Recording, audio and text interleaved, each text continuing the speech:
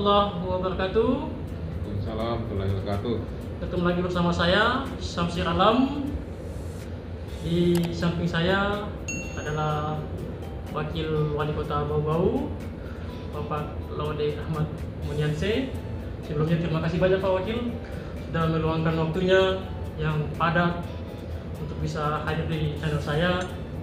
Semoga dapat menginspirasi dan mengedukasi masyarakat tentunya. Ini kan mungkin yang lalu kita sudah ketemu juga dengan Pak Wali Kota, mungkin melanjutkan pembahasan kita di channel saya sebelumnya. Mungkin bisa dijelaskan Pak, kiat-kiat apa untuk dalam penanggulangan COVID di Kota Bau-Bau ini yang pemerintah lakukan seperti itu? Iya baik, terima kasih Pak Samsir. Ya, kita bisa bincang-bincang di channelnya Pak Samsir. Amin, amin. Satu kehormatan juga buat saya bisa bergabung di channel. Amin, terima kasih banyak juga Pak. Untuk bisa menyampaikan beberapa hal sehubungan dengan COVID. Ya.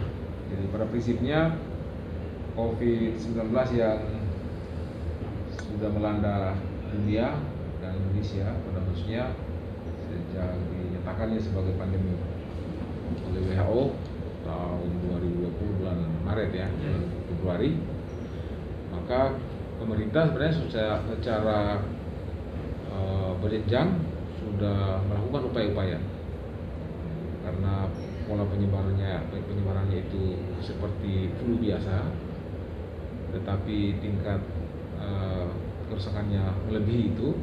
Ya. Jadi pola penanggulangannya juga ya, dengan menggunakan protokol kesehatan. Ya. Jadi ada 3M yang biasa didengarkan oleh kita semua, bagaimana menggunakan masker karena COVID-19 itu bisa menular lewat droplet, kemudian mencuci tangan dan menghindari kerumunan. Jadi protokol kesehatan yang 3M di awal yang kemudian berkembang menjadi 5M itu benar-benar dikampanyekan oleh pemerintah.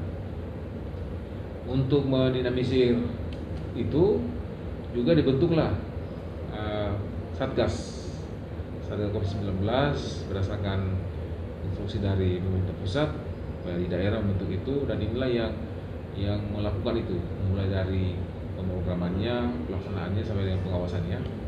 Ini Satgas Satuan Tugas COVID-19 itulah yang bekerja, yang keanggotaannya dari stakeholder, dari Forkopimda, dari pemerintah daerah, dari instansi terkait lainnya yang ada kaitannya dengan kemungkinan penyebar luasannya.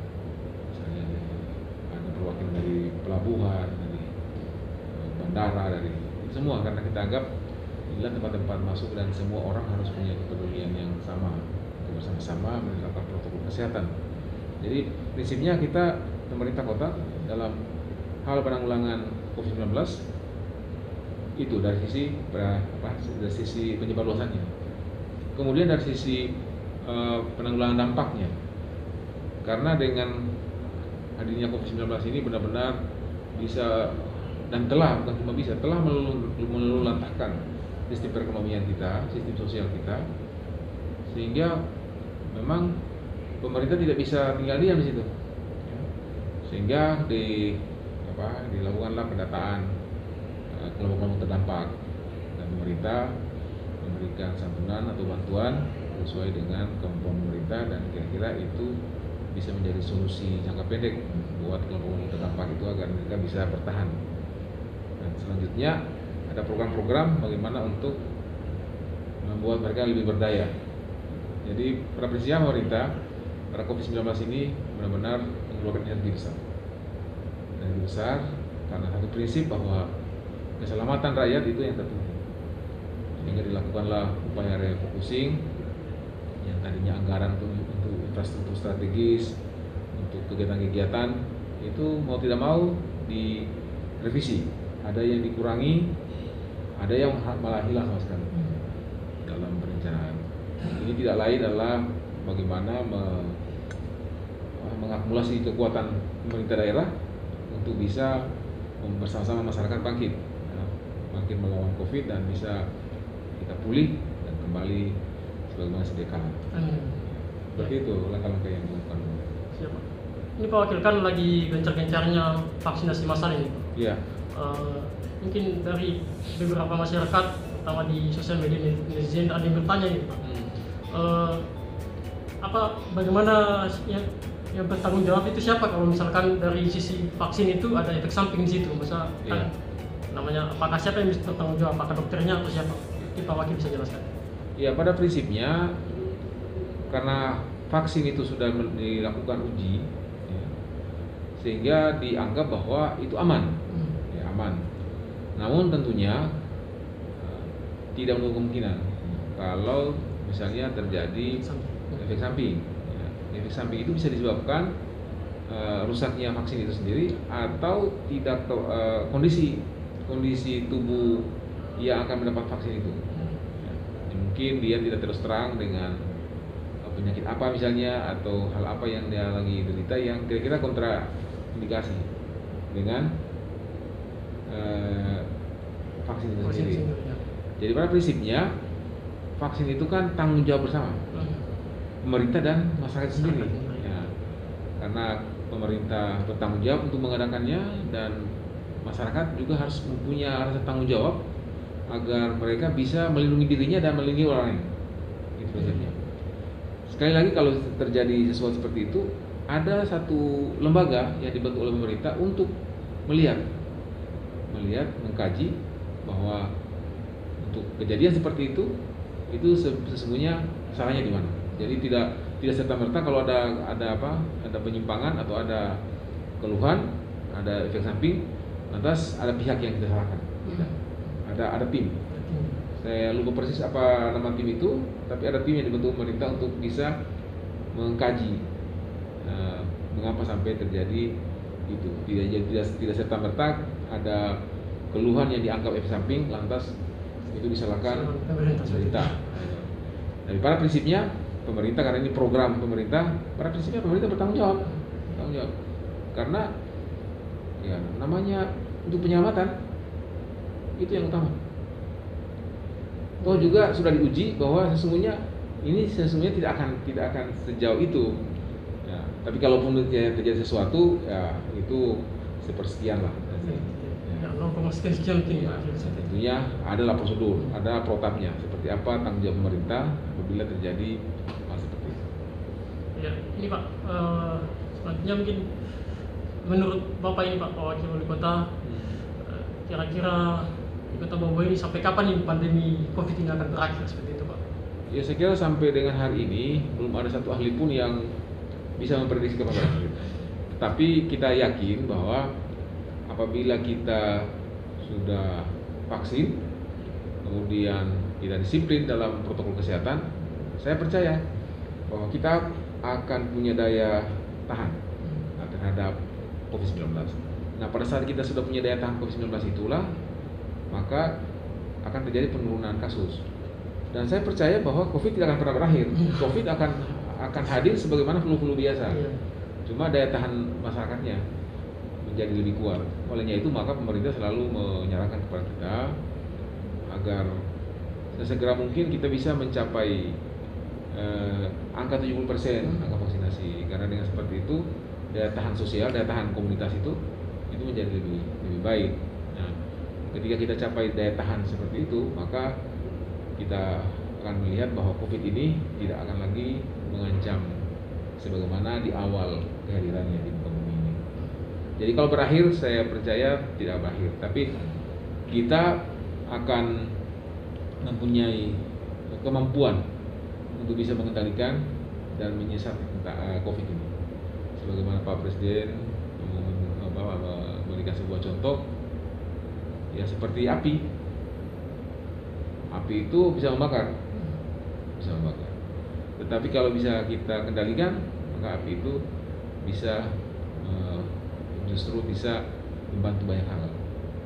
Saya tidak mengatakan bahwa COVID akan banyak membantu, tapi paling tidak memberikan pelajaran kepada kita bahwa sesungguhnya manusia dibekali untuk kemampuan bisa mengendalikan hal yang berbahaya sekalipun.